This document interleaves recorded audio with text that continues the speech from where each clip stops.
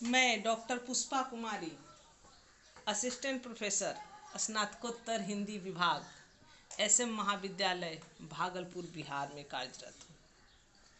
आज हम स्नातकोत्तर हिंदी द्वितीय सेमेस्टर के षष्ठ पत्र की इकाई 3 हिंदी कृष्ण काव्य के अंतर्गत पाठ्य ग्रंथ भ्रमर गीत सार के पाठ्यांश 97 की सप्रसंग व्याख्या करेंगे।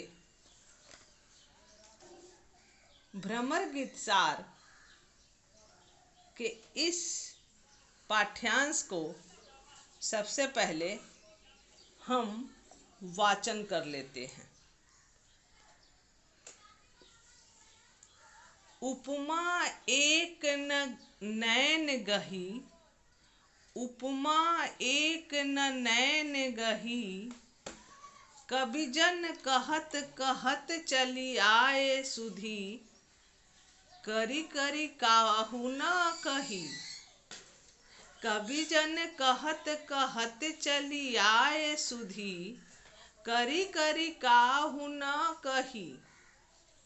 कहे चकोर मुख विधु बिनु जीवन, कहे चकोर मुख विधु बिनु जीवन, भंवर न तह उड़ी जात।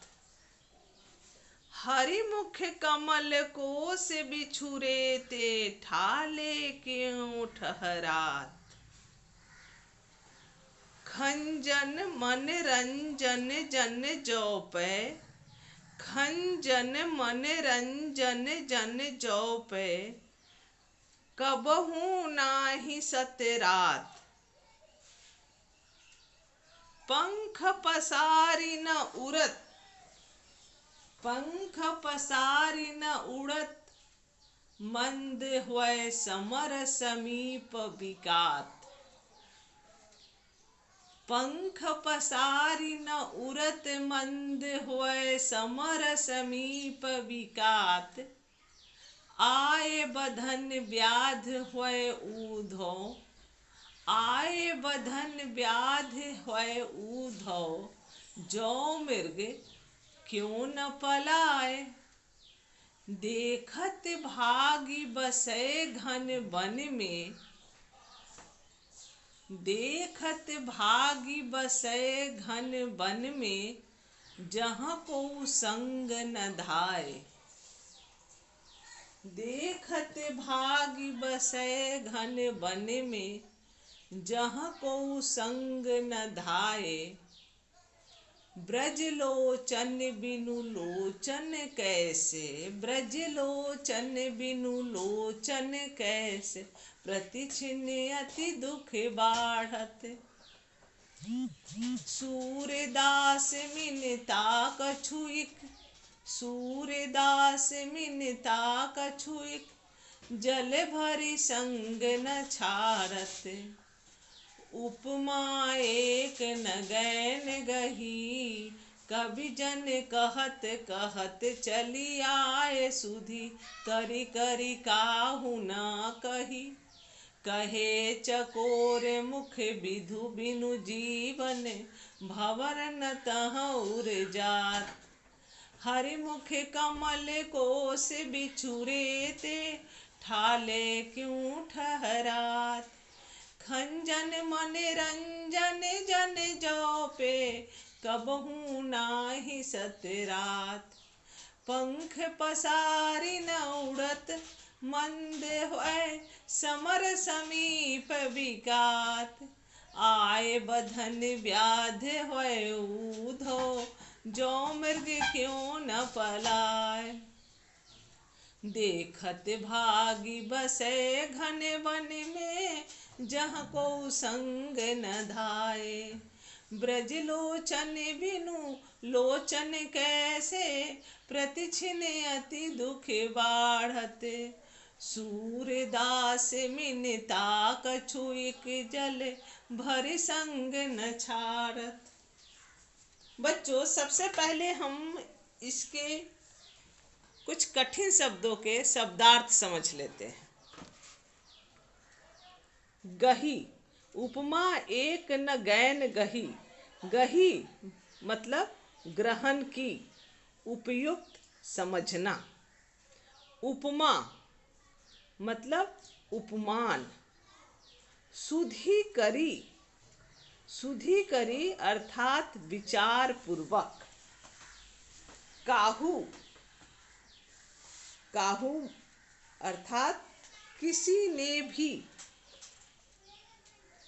मुख विधु अर्थात चंद्रमुख। ठाले मतलब अभाव में। ठहरात ठहरते हुए, रुकते हुए। मनरंजन जन अर्थात लोगों को प्रसन्न करने वाले। जोपै मतलब यदि। सतराज अर्थात नाराज। खींचना।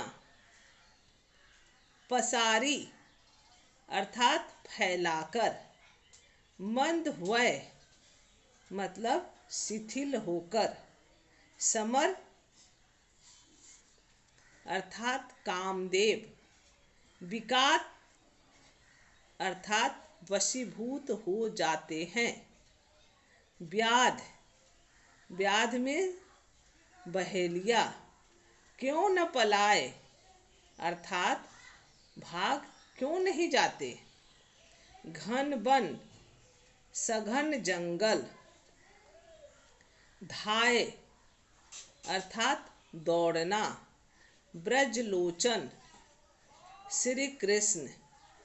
मीनता अर्थात मछली का गुण।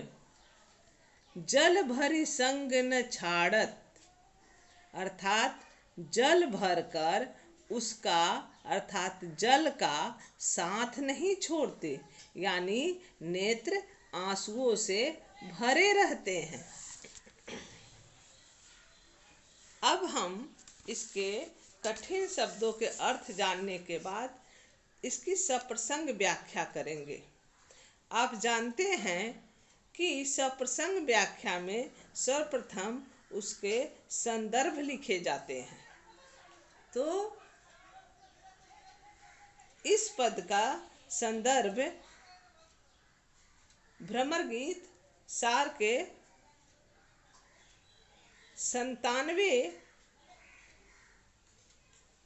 पाठ्यांश से लिया गया है, जो हमारे हिंदी कृष्ण काव्य जो षष्ठ पत्र की इकाई 3 है उसके अंतर्गत आते हैं। इस पद में गोपियों का कथन है कि उनके नेत्रों के संबंध में जो भी उपमाएं दी गई हैं वे सब की सब अनुपयुक्त और झूठी हैं। इसका कारण बताती हुई कह रही है। अब इसका कारण बताते हुए गोपियां जो बात बता रही है वो ही इस पद की व्याख्या है, अर्थात व्याख्या के रूप में हम इसका विश्लेषण करेंगे। गोपियों के कथनानुसार नेत्रों की एक भी उपमा उपयुक्त नहीं प्रतीत हुई।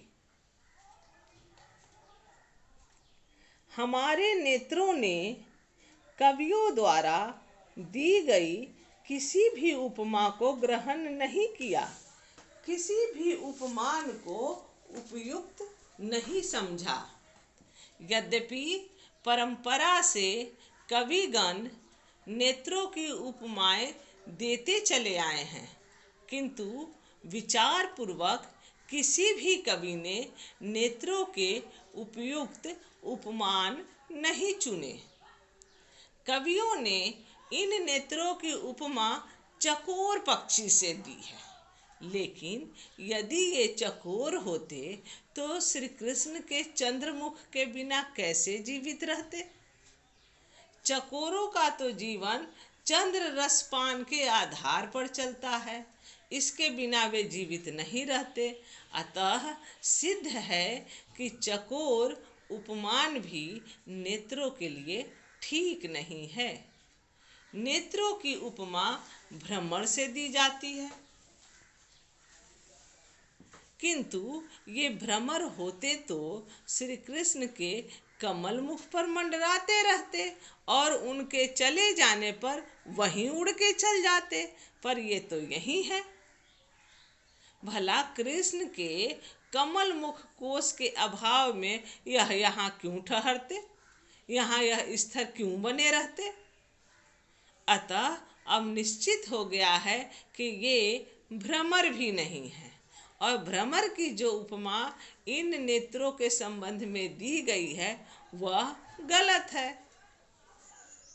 लोग नेत्रों की उपमा खंजन पक्षी से देते हैं। इस आधार पर यदि ये लोगों का मनोरंजन करने वाले खंजन पक्षी हैं और ये कभी नाराज नहीं होते, सदैव प्रसन्न रहते हैं, तो श्री कृष्ण के जाने पर पंख फैलाकर वहीं ये उड़ क्यों नहीं जाते और उन्हें प्रसन्न क्यों नहीं कर लेते? ये तो शिथिल होकर काम के निकट बिक जाते हैं, काम के वशीभूत हो जाते हैं। तात्पर्य यह है कि इसमें काम का प्रभाव बना रहता है, अतः इन्हें खंजन पक्षी कहना निराधार है। इन्हें मृग की भी उपमा दी जाती है, किंतु ये मृग होते तो बधिक रूप उद्धव वध करने के लिए अपने निर्गुण ज्ञान की निरस और कठोर वाणी से प्रहार करने के लिए यहाँ आए हैं। उन्हें देखकर भाग क्यों नहीं गए? क्योंकि मृग तो बधिकों को देखते ही ऐसे सघन घन में वन में भाग जाते हैं जहाँ कोई उनके पीछे वहाँ तक नहीं पहुँच पाता। इन्हें लोचन लोचन लूच धातु से बना हुआ है, जिसका अर्थ है देखना। इन्हें लोचन भी कैसे कहा जाए, क्योंकि ये ब्रजलोचन श्री कृष्ण के दर्शन के बिना भी जीवित हैं और प्रत्येक क्षण इनका दुख बढ़ रहा है। सूरदास के शब्दों में गोपियों का कथन है कि इन नेत्रों में कुछ मछली का गुण अवश्य है, एकमात्र मिनत्वहीन में बचा है, क्योंकि जल भरकर भी ये उसे छोड़ते नहीं, सदैव आंसुओं से भरे रहते हैं।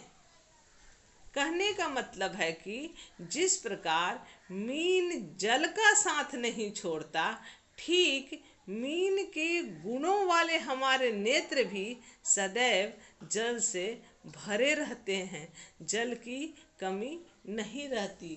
अर्थात श्री कृष्ण के विरह में ये आंखें हमेशा रोती रहती हैं। विशेष हम जानते हैं कि संदर्भ व्याख्या के बाद किसी पद की व्याख्या में उसके लिए टिप्पणी अथवा कुछ विशेष संदर्भ लिखने आवश्यक होते हैं। उन टिप्पणी या विशेष में सबसे पहला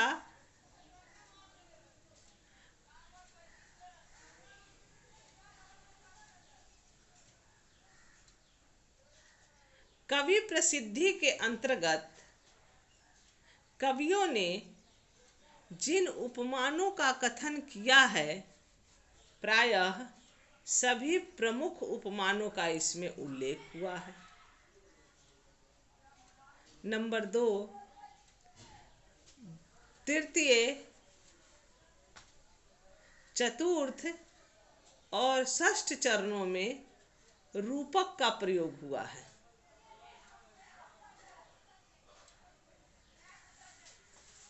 नंबर 3, नेत्र विषयक उक्ति भंगिमा का यह एक सुंदर उदाहरण है। नंबर 4, मीनता में परिकरांकुर अलंकार का प्रयोग हुआ है।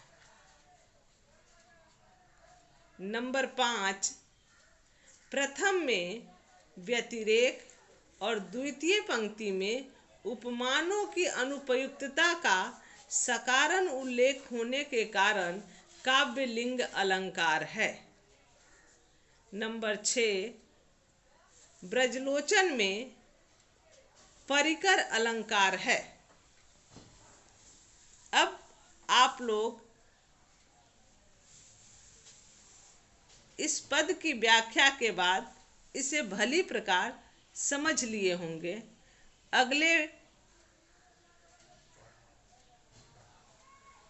व्याख्यान में मैं इसी इकाई की पद संख्या 95 का आपके साथ विचार विमर्श करेंगे। धन्यवाद।